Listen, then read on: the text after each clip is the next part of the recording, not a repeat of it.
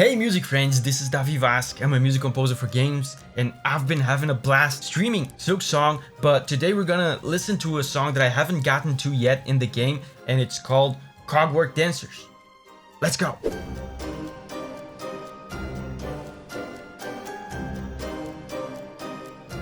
Oh wow, right away I can hear the cog work.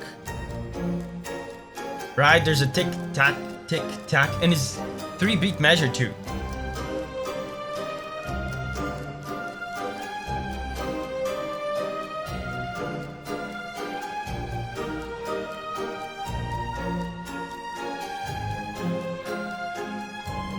Wow, this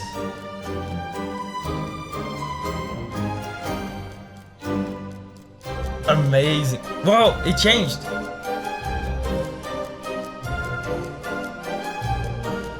It's gotten faster.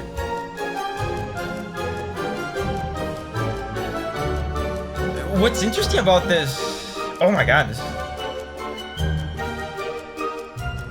What an intriguing track. I have to assume this is a boss theme, right? Because, I mean, most of the tracks that you guys recommend to me are boss themes. And the name of the track is Cogwork Dancers. I assume you're fighting them. But this music is so whimsical and not very menacing. In a way, it actually reminds me of some of the Hollow Knight boss themes, you know, from the first Hollow Knight, that were not very menacing. There was not like a lot of evil in them. Stuff like Hornet and Mantis Lords. At first, I even thought, I think I even said that this was 3-beat measure. It's actually not. It's actually 4. But there's almost like a...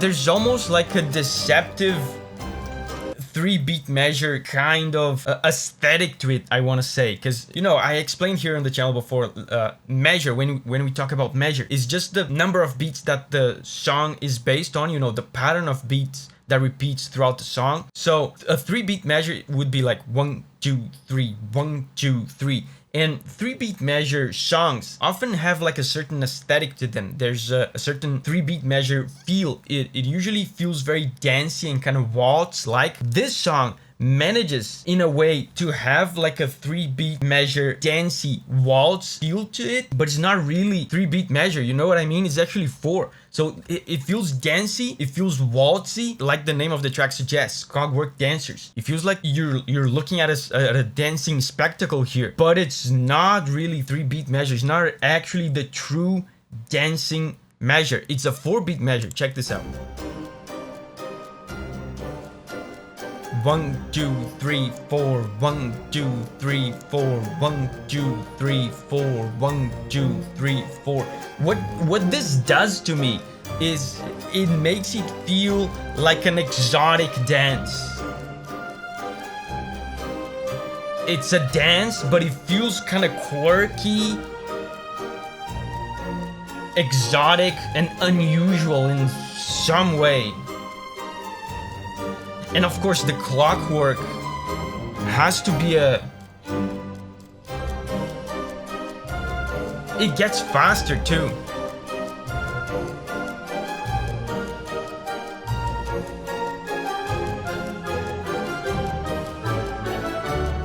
Man, and the modulations here.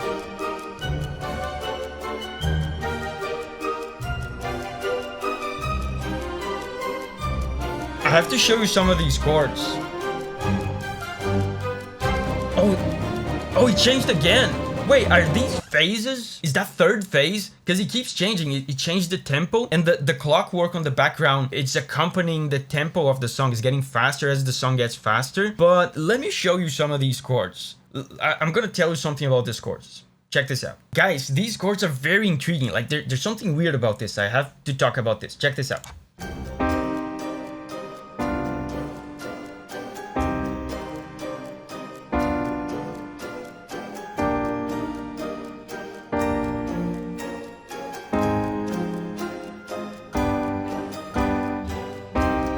Did you see, you know, at the beginning of the video, I said that this track doesn't feel evil to me, like doesn't feel menacing, but look at this. Did you guys see this? Sad chord, disturbing chord. there's something eerie about this. Like it almost sounds inconsistent because the rhythm of the track and the instrumentation, the way the track is constructed, feels dancey and positive and playful and almost kind of childish. But the harmony, sad, disturbing, tense. It's almost like a contrast, right? An intentional contrast between this positive emotion, like dancing, and this kind of ugly thing.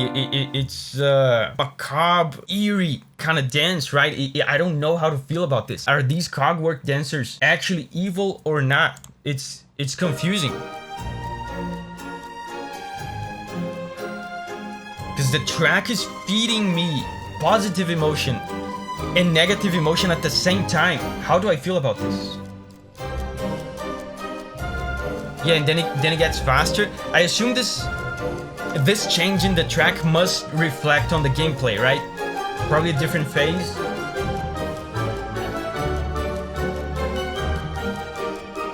It definitely sounds like a spectacle, right? So maybe it's evil. It's actually evil, but under the guise of a spectacle. Okay, this is different. The clockwork's still going.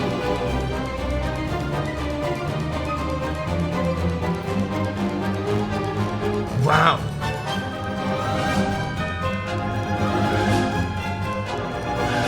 Amazing, bro.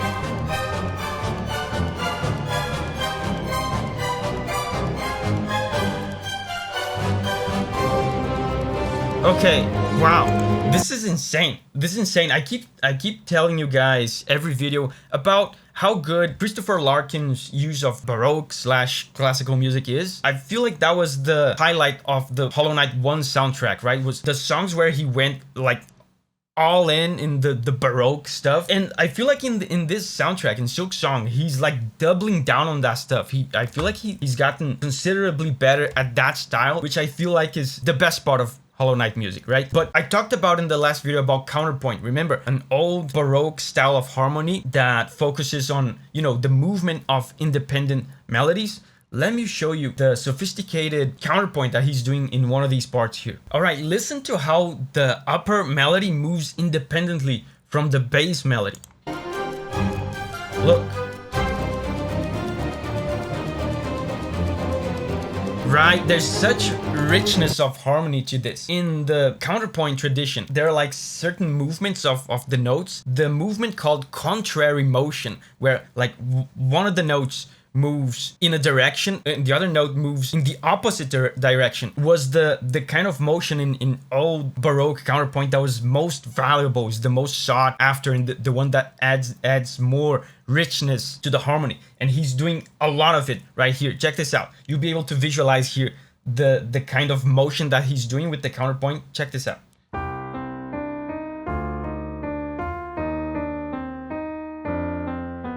This kind of stuff here, he starts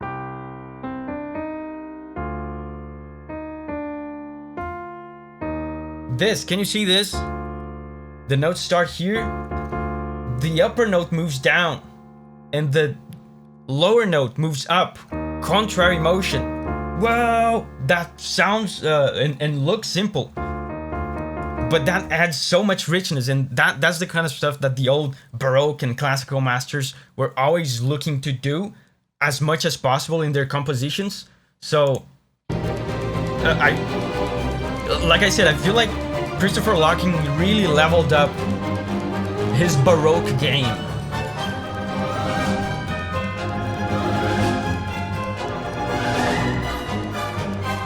It sounds like such a spectacle, man.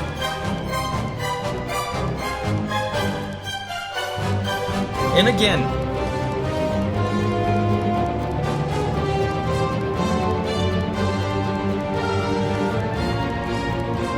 it's still ambiguous.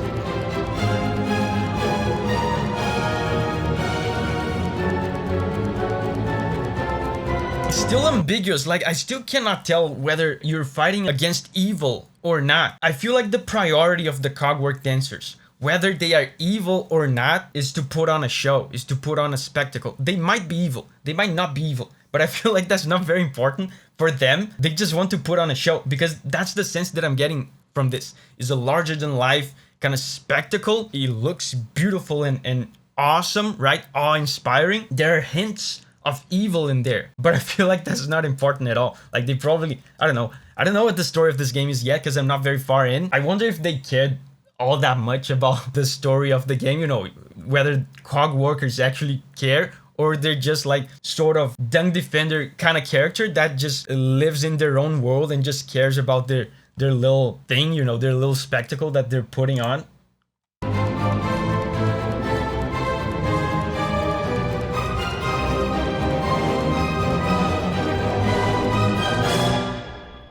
Oh!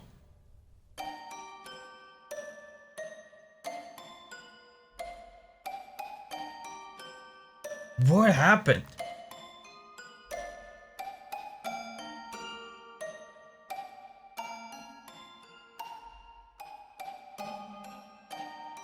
Does that happen during combat? Hold up. Is that a fourth phase? No.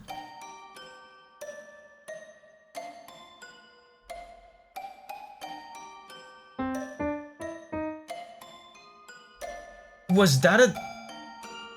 Hold up, let me show you these chords. Hold up, guys, there's something here. Guys, listen to these chords at the end, how interesting. Look.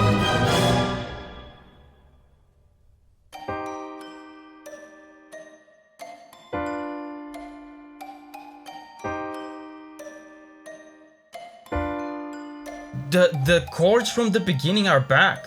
The sad chord and disturbing chord, but again, they are like making such a contrast of emotions here, because at the same time that is sad and disturbing, they're playing these notes in these like childish kind of music box, playful, like toyish sounds, right? And if you listen to it, like when I play these chords here along with my piano, look.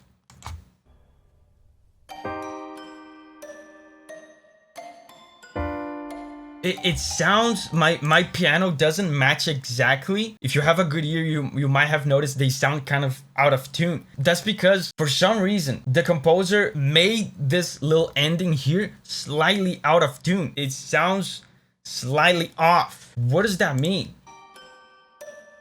I guess you defeated the Cogwork Dancers. The spectacle is over. Their show is broken. It's out of tune. But the contrast's still there, man. Disturbing, but playful.